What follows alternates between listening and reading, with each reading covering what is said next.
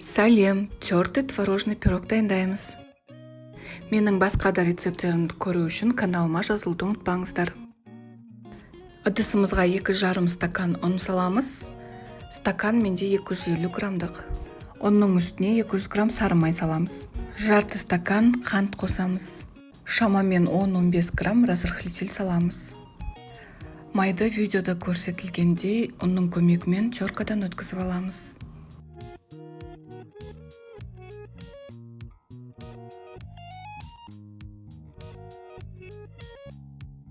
Үстіне бір жұмыртқа саламыз. Барлығын араластырамыз қолымызбен. Міне осындай крошка пайда болуы қажет. Енді начинка дайындаймыз. Ол үшін жарты стакан қантқа 500 грамм творогты қосамыз. Үстінен 2 жұмыртқа қосамыз. Бір келкі масса пайда болғанша араластырамыз. Пергамент төселген противенімізге крошканың бір бөлігін осылай біркелкі етіп орналастырамыз. Крошканың үстінен творожный начинкамызды біркелкі етіп осылай жайып шығамыз.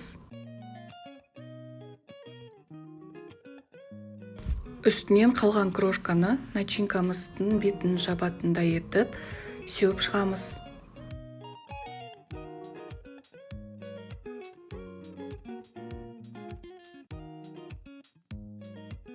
180-200 градуста пешімізді қыздырып, пирогты 25-35 минутта пісіріп аламыз.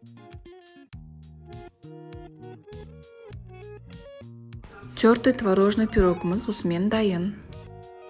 Видеоны соңына дейін көргендеріңізге рахмет. Каналыма жазылып, лайк басуды ұмытпаңыздар. Сіздермен болған Асел ас болсын.